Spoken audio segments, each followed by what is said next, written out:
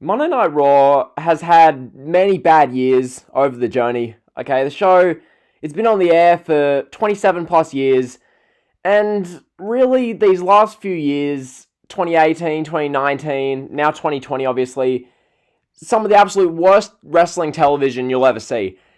The show we got tonight, it was just more of this unwatchable, hard to sit through, just, it feels like an experiment on the human race, because this company can't seriously be trying to entertain people with the content they're putting out. Granted, I'm not saying that you can't enjoy segments on this show. That's wrestling subjective. Some people might really enjoy the Iconics versus Bliss Cross Applesauce of the women's tag titles. Some people might love Natalia versus Shayna Baszler. Some people might love that Lashley's taking on Drew McIntyre for the WWE Championship. People might love that. But as a 3-hour show, Monday Night Raw, for these past few years, and right now especially, is in one of the most unwatchable states I've ever seen it. This show, when they opened the show, the first 20 to 25 minutes I liked, but really after that, it was just, like, I'm sitting there watching this thinking, this isn't worth me doing. And, like, I make content, you guys, for the most part, really enjoy it, like, but even then, I mean, what happened on this show tonight? Austin Theory moved from Angel Garza and Andrade and Zelina Vega's stable, which he shouldn't have been in the first place, to Seth Rollins and the Messiah and that kind of stable with Buddy Murphy, which, that's good. That's a positive move. Has Austin Theory won one of his, 8 matches on the main roster? Does he look like a worthless loser? Yes. But is this a direction he should be in? Yeah, so that's good. Edge and Randy Orton had a good kind of segment. But as I'll touch on, it's like the uncreativity is alarming. We've literally seen this, and now they're just doing it again because they're lazy. And then I look at something like Nia Jax challenging Asuka for the Raw Women's Championship. I look at the 4 backstage segments we got between Asuka, Nia Jax, and Kairi Sane, and I ask why. Or I look at something like, I don't know, take a pick with this show. Something like King Corbin wrestling in the main event. I mean, I'm sure some of you are probably thinking, but I thought you liked big guys in the main event, man. You have King Corbin versus Drew McIntyre with Lashley standing at ringside, and you don't like that? Yeah, you bet I don't like that, because that has no story. Oh, sorry. But Lashley and McIntyre had a feud in TNA. Great! I don't care if they feuded in TNA. Especially in 2014 and 2015. Who gives a damn? This is TNA. Oh, for Christ's sake. So, basically, this whole show tonight was really, really hard to watch. The second hour especially was absolutely insufferable. The second hour was god-awful. I'm interested to see when the ratings come out tomorrow, the drop from hour 1 to hour 2, because hour 1, I mean, the first 15 minutes to half an hour wasn't horrible, but then there was the Charlotte stuff, there was a Lashley interview, and then they had the second hour with the axe throwing, which, I mean, I like that they tried to give the Viking Raiders a bit of character with the kind of Viking village, but that just went on and on. Did we need 5 segments of axe throwing? Did we need to see that? So we have the axe throwing. We've got. I didn't want to think through what they did. They did the Nia Jax Asuka segment. They did 3 backstage segments with them. They did a bunch of this, the women's tag title match. That second hour was so bad. So without further ado, I'm just gonna get into this show. Monday Night Raw what day is this anyway? All Raws are the same. May 18th, 2020. This show. So we get literally a full replay of the Becky Lynch pregnancy announcement segment to open. We get the Raw intro. Commentators, Tom Phillips, Byron Saxton, Samoa Joe. I love Samoa Joe, but outside of him, it's just Phillips and Saxton are insufferable. So the show opens with Edge accepting Randy Orton's Backlash challenge, which, my thing with this, I love that Edge and Orton are on TV, okay? Do not misconstrue what I have to say. I love that Edge and Randy Orton are on my TV screen on Monday Night Raw. I really do. But it's just so lazy. My issue with this is coming from WWE Creative. I think WWE Creative is an abomination with something like this. This is Edge versus Randy Orton in 2020. I think this is great. But we've got to remember, we just saw these two guys feud for 2 months in an incredible storyline leading to a last man standing match, which usually a stipulation match like that is the blow off. And now 6 weeks later, they're just doing the match as if it's like the prelude. This makes no sense. So they're literally cutting this. I feel like we've heard this numerous times because we have.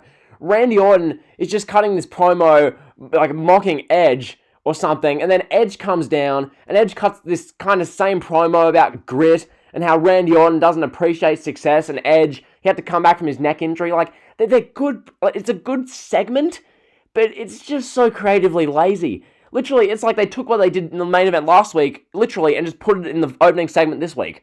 So, that was our opener. That went for like 15 minutes. Charlie Caruso was kind of just there. These two are going to have a wrestling match at Backlash.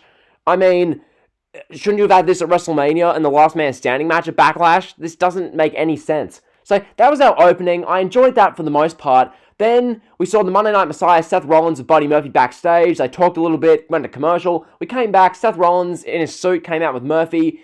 Rollins is explaining his actions, basically talking about, like, why he assaulted Rey Mysterio. And the main thing I took out of this whole part of the show, this Seth Rollins with Murphy, and then Murphy versus Humberto Carrillo, and then Aleister Black making the save. I was, like, sitting there, I'm thinking to myself, we've seen this, haven't we? And then I remembered, oh yeah, this is literally the same thing as what happened at the end of December and the beginning of January. Remember? Seth Rollins had the US title match with Rey Mysterio to close the final Raw show before Christmas. And then the week after, we had Murphy versus Aleister Black, and he made Murphy a disciple. It's just these same guys just intermixing. Granted, the Rey Mysterio thing's good. It helps build Seth Rollins' character. But honestly, outside of that, I didn't really care. So Murphy took on Humberto Carrillo. It was just whatever, you know. Murphy beats Humberto Carrillo. Humberto is just a loser. I see people on Twitter saying, but why are people so negative about Humberto Carrillo, man? Well, I don't know. He never wins matches. All he does is smile. That's his character. His character is that he smiles and has dimples, and there's no reason for us to care. So that's why we hate Humberto Carrillo. So, that's that. Murphy beat up Humberto Carrillo. Afterwards, Murphy throws Carrillo into steel steps, and Aleister Black runs down. And I feel like I'm literally watching Raw from 5 months ago. This feels rinse and repeat. Just, what do we do with Aleister Black? We didn't give him Money in the Bank? Just throw him at Seth Rollins and Buddy Murphy, because why not? So they have no direction for Aleister Black. So that's what we got there. And then the show just took a nosedive. I'm dead serious. After this, the show, like around this half an hour point, it just didn't recover. This show, seriously, the last 2.5 hours of this show was some of the most painstaking, hard to watch, kind of just nonsensical TV. So we get Charlotte Flair coming out and literally cutting the same promo now as she did on Friday about Sasha Banks and Bayley, trying to stir the pot a bit more. Like, who gives a damn? I just don't care. Like, when I'm watching this segment, okay, here's my honest opinion. I'm not thinking, oh, Charlotte, I hate you. I want to see the baby faces beat you up. Or, oh, Charlotte, I think you're a great wrestler. I literally just want to change the channel and not watch the show altogether. Charlotte makes me want to turn the TV off. That's not the desired reaction when you put her on 3 different brands, Vince. Okay, so she cuts this promo for like 5 minutes. Ruby Riott comes out, who, as Twitter is, boldly acknowledging, Ruby Riott hasn't won a match in singles all year. So what makes us think Ruby Riott's going to beat Charlotte when Charlotte's facing Bayley in champion vs. champion on Friday, and plus Charlotte Flair is Charlotte Flair. So Charlotte beats Ruby Riott in like 10 minutes. The match itself is just there. No reason to care. So that was like 20 minutes of the show with just Charlotte being on TV. Then we see Bobby Lashley and MVP backstage, and MVP talks about how great it would look for Bobby Lashley to cinch in the full Nelson on Drew McIntyre and win the WWE title. So we're getting Bobby Lashley versus Drew McIntyre at Backlash. And I'm sure there'll be a couple of comments down below, oh, but their feud in TNA was good, man. Okay, good. This is WWE. Maybe that TNA feud was some of the best content since CM Punk and Cena in 2011. But the fact of the matter is, this is WWE in 2020. If you think it's going to be even half as good, supposedly, this TNA thing was, just what show do you think you're watching? This is Monday Night Raw. WWE, you don't give a damn. So we're getting Lashley versus McIntyre. So that's that. Then we see... Well, we get a recap of the basketball segment with the Viking Raiders and the Street Profits. Then we see the Viking Raiders in some Viking village, which, in other words, they're in some park, and they paid a bunch of, like, actors or whatever to channel along Viking things. And then the Street Profits come over, and then we just cut away from that altogether. And then we go to Asuka and Kairi Sane in the ring. They're doing a celebration, and Nia Jax comes out.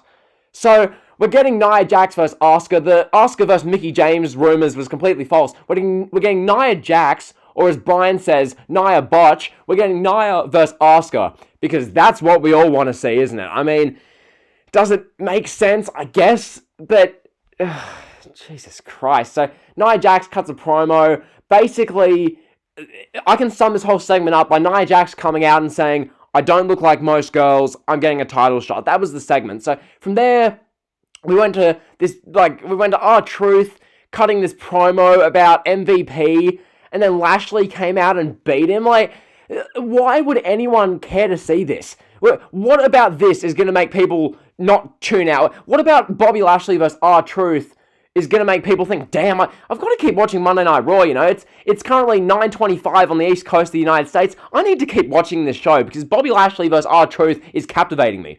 Like, no one says that. So that's what we got there, which that was just a waste of time. And from there we get Bliss Cross Applesauce defending the women's tag titles against the Iconics. Now, I know Y2J Fanboy loves the Moronics. Good for you, pal. But personally, me, the elitist, I don't give a damn. I think the Iconics are... they're an act which... I guess they elicit a reaction out of me, so at the same time, they're doing their job. They channel the bogan Australian, the squawking, sounding like banshees, sounding like Daphne in WCW 2000. They channel that into I'm not going to say entertaining, but into a heel act of some kind. So I guess in that regard I should care, but I just don't. Alexa Bliss and Nikki Cross versus the Iconics. Alexa Bliss and Nikki Cross just win. I don't really care. It was a DQ.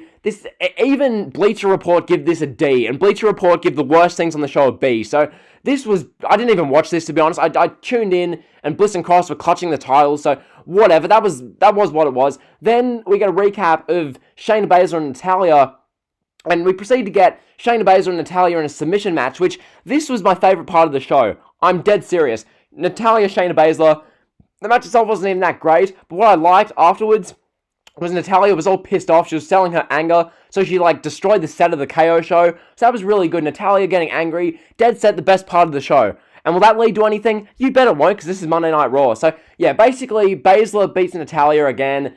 Shayna Baszler has no direction outside of this for the next month or maybe 2 months, because Nia Jax is facing Asuka. So we get 3 more Nia Jax and Asuka backstage segments. We see Nia Jax. Or we see Kairi say, it doesn't matter, I don't give a damn. So basically we get the KO show to open the third hour. Owens is just trying to stir the pot in this whole Apollo Crews, Andrade, and Angel Garza thing. So eventually we get Owens and Crews versus Andrade and Garza. Basically, Austin Theory gets turned on, and that was the whole match. So Crews and Owens beat Andrade and Garza. Afterwards, Andrade snaps, beats up Theory. Fine. And then we get Aleister Black, Buddy Murphy. We've seen this match too many times at this point. I mean, I just really don't care. I love Aleister Black. I think Murphy's great. But putting this in the third hour of Raw, I don't care. So, I mean, the match itself, what even happened? Black beat Murphy by DQ because Austin Theory came down. Murphy and Theory beat up Black as Rollins was laughing, or he was telling them to do some stuff, and then Theory hit his finisher, and he did his baptism with the Messiah. That was basically the segments. Austin Theory's with Rollins. That makes heaps more sense than having him with the Latin American stable. That made no sense. So they've fixed the creative wrong.